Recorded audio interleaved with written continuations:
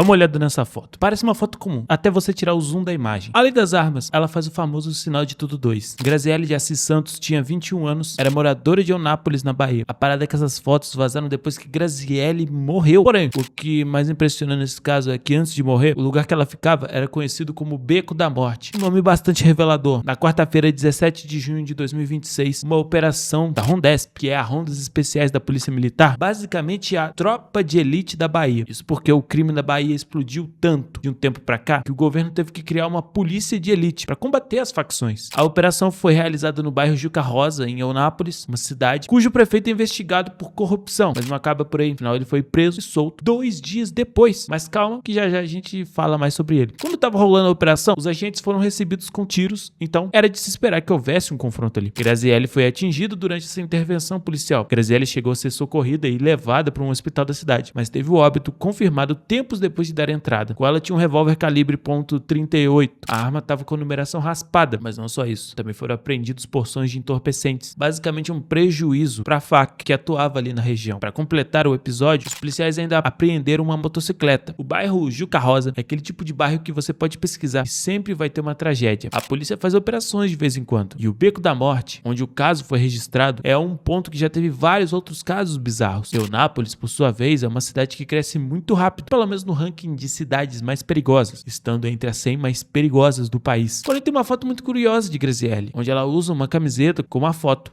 e um nome: Igor França de Jesus, conhecido como Good. Aparentemente, esse cara também morreu em outra operação que envolveu a Rondesp.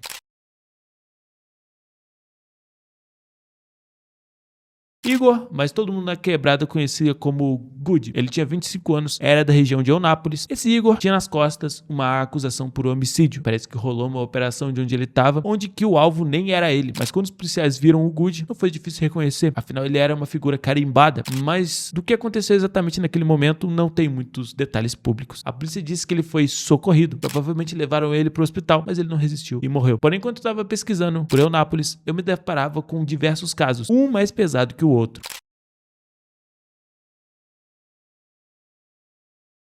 As 4 meninas que foram mortas e desapareceram para sempre. Esse foi um dos primeiros casos que começaram a explodir, principalmente ali na Rota do Descobrimento, entre Eunápolis e Porto Seguro. A Costa do Descobrimento, que inclui cidades como Porto Seguro e Eunápolis, é conhecida por seu turismo vibrante, com praias e festas atrativas para jovens. No entanto, a área também é palco de uma guerra territorial entre facções criminosas pelo controle da região. O Mercado do Povo Atitude, MPA, FAC baseada em Porto Seguro, responsável pela organização da festa na lanche. O primeiro comando de Eunápolis, PCE, grupo rival que domina o comércio em Eunápolis, onde as jovens residiam. Vídeos gravados durante a festa mostraram as garotas dançando ao som de música eletrônica, interagindo com homens identificados como faccionados do MPA. Em um dos clipes, uma das jovens, possivelmente Maria Eduarda, faz um gesto de mão associado ao MPA, mas é rapidamente repreendida pela irmã Cibele, que a alerta para não repetir o gesto. Familiares e vizinhos notaram o desaparecimento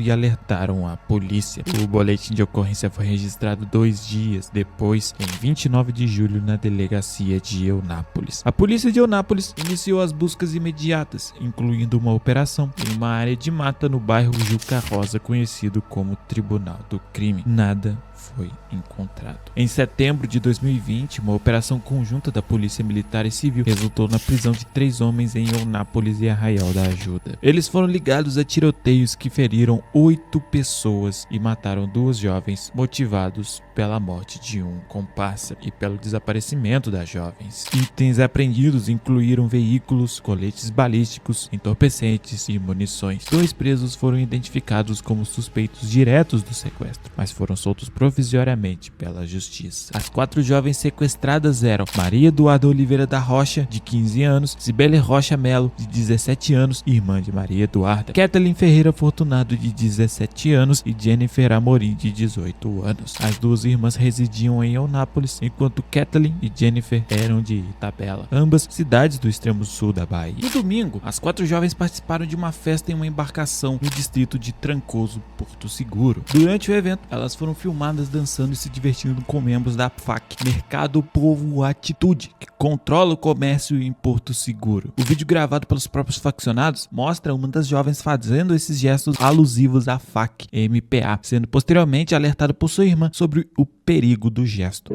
Patrícia tá calmo. Salve, dá um salve.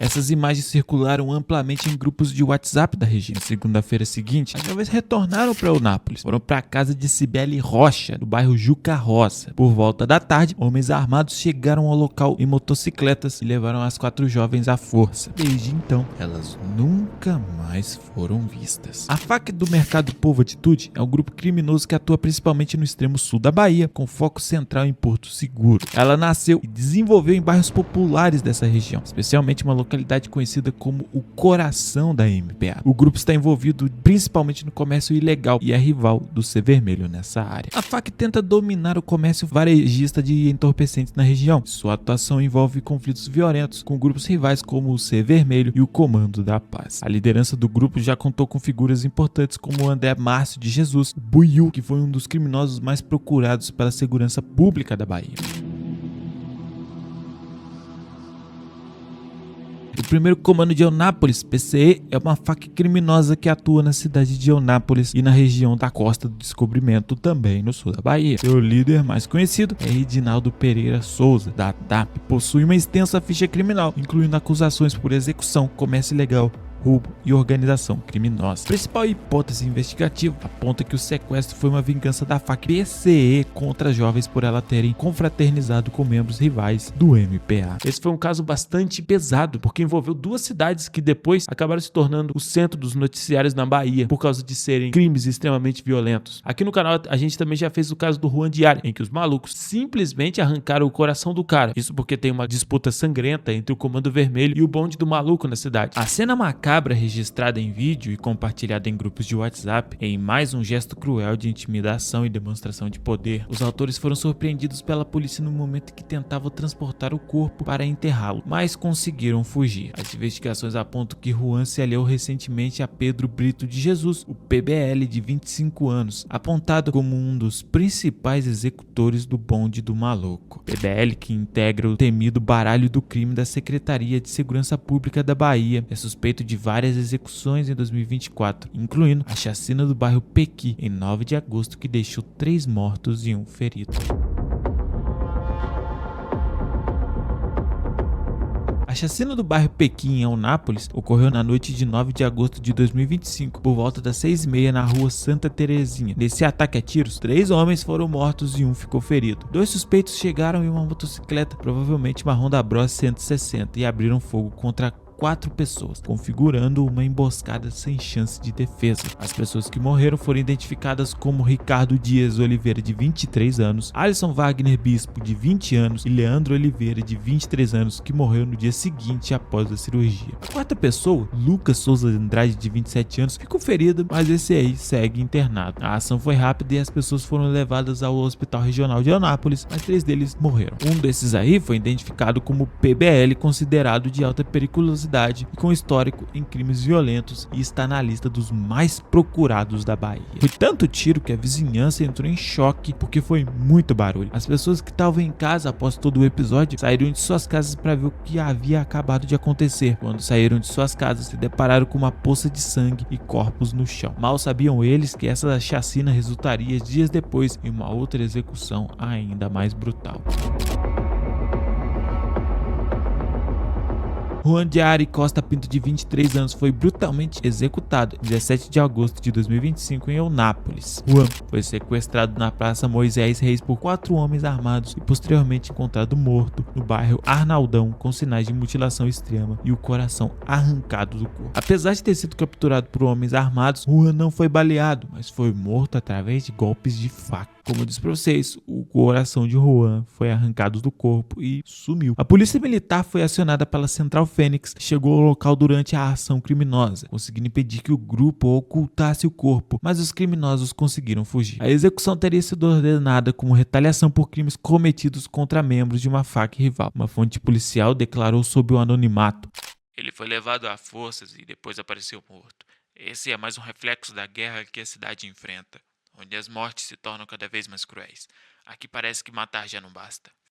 E parece que a Bahia está passando por uma mexicanilização, onde a grande parte dos casos acabam sendo brutais. Onde a gente está vendo uma coisa em comparação com o Rio de Janeiro, que mesmo que seja uma cidade violenta, não está sendo tão violento quanto na Bahia. Como também a gente fez um caso aqui no canal sobre a Ana Luísa, onde ela armou casinha e foi picotada. Mas esse foi um caso tão bizarro, porque a gente tem a linha do tempo de tudo que aconteceu, porque ela tinha armado casinha para um cara, e a gente tem o vídeo do momento em que ela armou a casinha para esse maluco. Eunápolis foi o palco de uma brutalidade que aconteceu com Ana Luísa Lima Brito, uma mulher jovem do C Vermelho. Em 23 de novembro de 2025, Matheus Rodrigues de Souza, de 24 anos, namorado de Ana Luísa, foi executado a tiros dentro de um mercado no bairro Gusmão, em Eunápolis. Porém, Matheus nunca soube que quem armou a emboscada foi a sua própria namorada. Dias depois, Ana Luísa desapareceu. Entretanto, posteriormente, a internet foi bombardeada de imagens e vídeos de uma execução em Eunápolis. A pessoa que era executada no conteúdo era Ana Luísa. O conteúdo é algo extremamente brutal pela frieza dos algozes presentes no vídeo. Ana Luísa era uma jovem de 21 anos, mãe de 3 crianças. Pesquisando sobre esse caso, Ana já fazia parte do crime há algum tempo, tanto que ela usava seu próprio perfil para vender entorpecentes, sendo assim uma narco-influencer que usa a internet para divulgar a venda dessa parada aí. No entanto, existem 2 personagens muito importantes nessa história, começando pela mãe de Ana Luísa. É que Ana Luísa e sua mãe, conhecida como Lima, eram muito próximas. Obviamente, a mãe de Ana sabia o que ela fazia, só que no caso de Lima, ela tentou tirar a filha do crime. Isso que é o mais louco. A mãe dela tentou até arrumar emprego para ela, algo que sempre foi rejeitado por Ana. É aqui que a gente chega no segundo personagem central dessa história. Matheus Rodrigues de Souza havia acabado de sair da cadeia. Tanto ele quanto Ana faziam parte do primeiro comando de Eunápolis. Os dois na época eram tipo picantes e andavam juntos. No entanto, por algum motivo, Ana iria rasgar a camisa para entrar no BDM de Eunápolis. E sim, a execução de Matheus foi filmada e a gente pôde ver toda a encenação que Ana Luísa fez para executar o próprio namorado. Em 23 de junho de 2025, Matheus Rodrigues de Souza, de 24 anos, companheiro de Ana Luísa, foi executado a tiros dentro de um estabelecimento comercial no bairro Gusmão. Câmeras de segurança registraram o momento em que Matheus foi executado em um estabelecimento.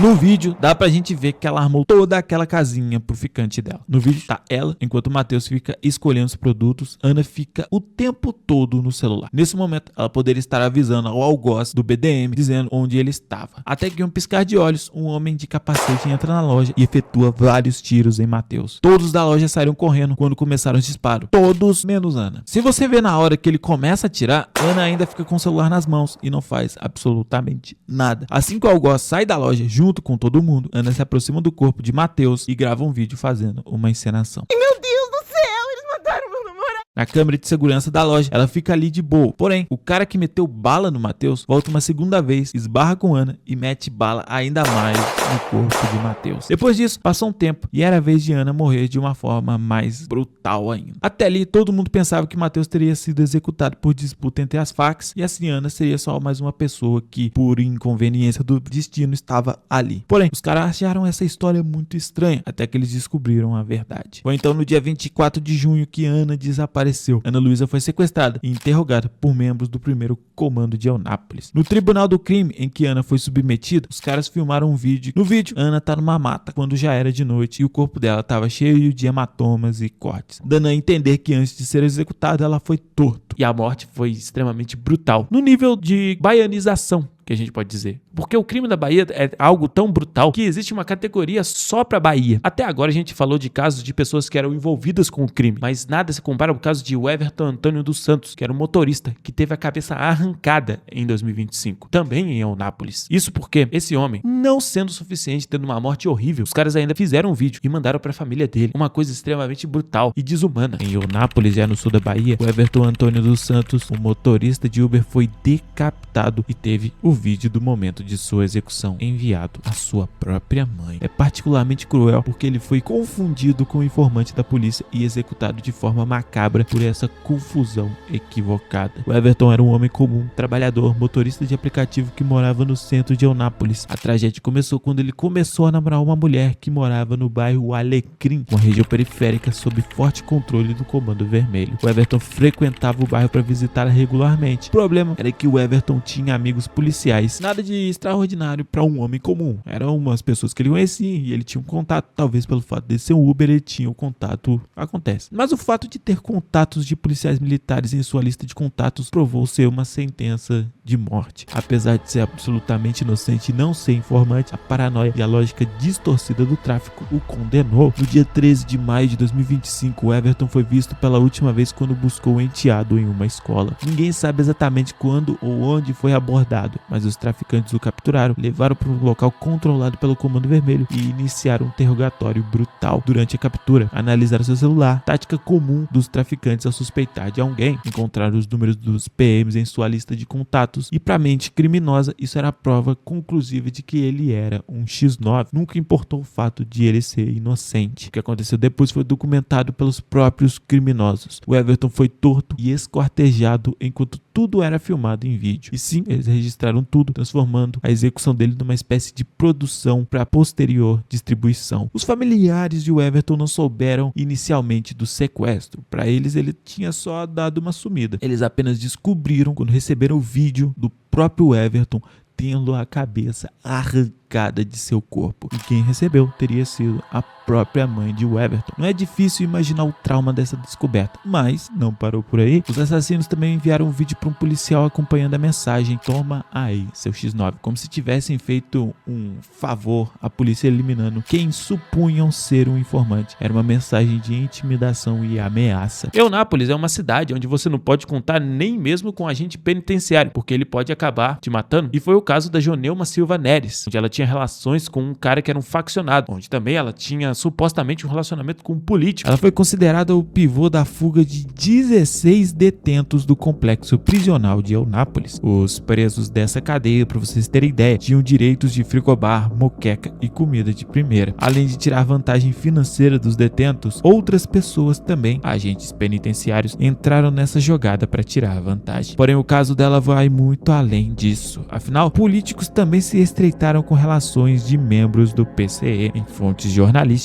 é revelado que houve uma compra de votos por R$100 para certos políticos. A fama de Joneuma correu muito pela cidade de Eunápolis e também pelo estado da Bahia. Mas calma, a cidade de Eunápolis também tem um grande problema se você falar mal dessas pessoas, porque Joneuma supostamente teria mandado matar um cara que falou mal dela, além também de Joneuma Silva ser a responsável por executar um jovem de 22 anos. O motivo dela ter executado esse jovem é que ele era o dono de uma página de fofoca. Esse jovem havia feito uma postagem chamando de miliciana. Obviamente, Joneuma não ficou nem um pouco contente com aquela postagem e pediu supostamente para que Dada e seu ex-parceiro desse fim neste jovem. Quando você entra para a polícia ou ser um agente penitenciário, de certa forma você faz um juramento. Nesse juramento você promete que o bem-estar do cidadão e também das pessoas que você deveria proteger estão acima de qualquer outra coisa que você acredita. Você vive em função da população e pelo bem-estar social. No entanto, Joneuma Silva Neres optou por outro caminho. Ela ascendeu como a primeira mulher a chefiar um presídio no estado da Bahia. Não há dúvidas que para ascender a esse papel precisa de muito esforço. Querendo ou não, Joneuma havia feito um fato inédito para mulheres na Bahia. Era uma posição de destaque que pouquíssimas pessoas conseguiram e lá estava ela. No entanto, ela parece ter esquecido do juramento que ela havia feito. Quando ascendeu à chefia do sistema prisional de Eunápolis, primeiramente, ela queria tirar vantagens financeiras, mas no meio do caminho, ela conheceu Dada. Assim que ela assumiu a direção do conjunto penal de Eunápolis no dia 14 14 de março de 2024, Joneuma Silva teria se aproximado de Dadá. Dadá, por sua vez, era considerado o chefe do primeiro comando de Eunápolis. Inicialmente, ela queria obter vantagem financeira, mas no meio do caminho, ela também teria se envolvido afetivamente com Dadá. Provavelmente, de acordo com as investigações, supostamente, a relação amorosa entre Joneuma e Dadá fez com que ela se associasse definitivamente ao primeiro comando de Eunápolis, supostamente. E vocês vão ver, cara, que os malucos estavam na prisão tirando férias, porque assim que ela começou a se envolver afetivamente com Dadá, foi facilitando o contato dos presos com o lado de fora, além também de regalias para o Dadá. E o mais absurdo é que os dois tinham relações dentro do presídio e basicamente todo mundo sabia disso. A galera fala que a relação dos dois era tão óbvia, mas tão óbvia que chegou ao ponto que os detentos e as próprias pessoas que trabalhavam ali passaram a falar que os dois tinham relações sem qualquer preocupação ou pudor. Afinal, ela era a chefe do presídio e quem que ia ficar mexendo com ela? Simplesmente não tinha ninguém acima dela ali, pelo menos no presídio. Ela mandava e desmandava do jeito que ela queria. Apenas quem podia tirar ela dali era só o governador. Ainda, para ela manter mais influência sobre o presídio e também do primeiro comando de Eunápolis, ela começou a direcionar contratações e demissões dos servidores do presídio. E a parada era o seguinte: quem não fechava ou fazia vista grossa com as ações dela era simplesmente demitido, chegando a ficar somente aqueles que obedeciam às ordens dela e fizessem vista grossa quem quisesse pelo menos manter o emprego ali. Quem era demitido era facilmente substituído por outro que já era mais fechado com a visão de Joneuma. Porém, tem muito mais pessoas envolvidas nesse balaio, a começar pelo ex-deputado federal Odorico Júnior, que também teria relações com a chefe do presídio, supostamente também. É que ele é acusado de fazer compra de votos dos detentos, ou pelo menos das famílias e dos amigos, em troca de míseros R$100. A ideia desse cara era a de ser o prefeito de Teixeira de Freitas, que é uma cidade lá do extremo sul da Bahia. Esse esquema teria sido combinado entre os três, que no caso seriam Dadá e Joneuma.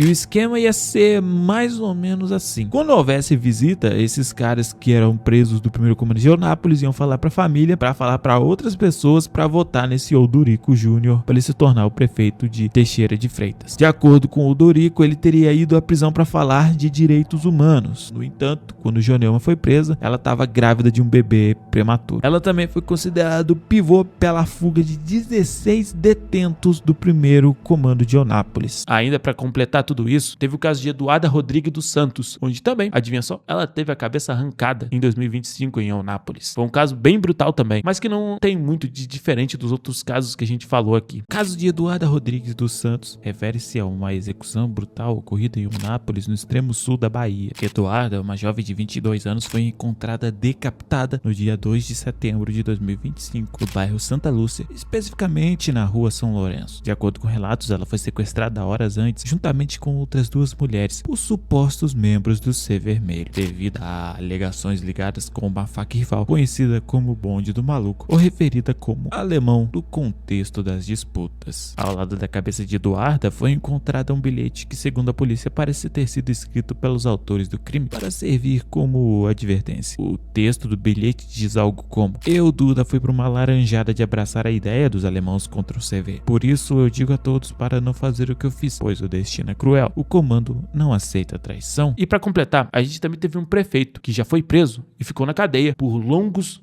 2 dias. E eu não sei como que funciona na política, mas tem uma coisa da ficha limpa, onde um candidato ele não poderia concorrer a eleições se ele tivesse a ficha suja, mas parece que não foi esse o caso. Isso porque esse prefeito, ele já tinha outros casos de corrupção, mas calma, ele é o do que a gente chama de elite regional. Basicamente, cada estado, até mesmo em casos nacionais, a gente tem as elites políticas. Isso não quer dizer que é uma coisa boa ou uma coisa ruim, é uma coisa que acontece, mas no geral que a gente acaba vendo que as elites políticas são podres. Como por exemplo, eu só tô comentando aqui, no Maranhão você tem a família Sarney, que remonta desde os tempos do Império, inclusive a família do Flávio Dino, que é uma espécie de elite política, assim como também a gente tem a família Gomes, no Ceará, que é uma espécie de elite política que vem desde o tempo do Império, mas não se resume a Nordeste. A gente também tem em Goiás o Caiado, que ele é uma herança direta do tempo do Império, uma elite política que comanda o Goiás desde aqueles tempos. Em Minas Gerais, a gente também tem os Andrades, que também vem desde a época do período colonial, ou se não me engano também do período imperial. Onde em São Paulo a gente tem um exemplo muito mais curioso, que é o caso do degredado João Ramalho, onde os portugueses, quando chegaram lá, pela região de São Paulo, descobriram que esse tal de João Ramalho já vivia ali há um bom tempo, onde ele já tinha relações muito boas com os indígenas daquela região. E, inclusive, ele teve vários filhos com as indígenas, de onde surgiram diversos mamelucos, que são nada mais do que a junção entre brancos e indígenas. E desses descendentes acabaram se tornando das famílias mais tradicionais da elite política paulistana. Como também a gente teve o caso de Mendes Sá, que acabou depois tendo seus descendentes como parte da elite política no Rio de Janeiro. E também a gente tem em Pernambuco o caso do atual prefeito de Recife, que é descendente direto da elite local do período colonial. Bom, enfim, elites. E no caso, esse prefeito era de uma elite regional do sul da Bahia, onde ele,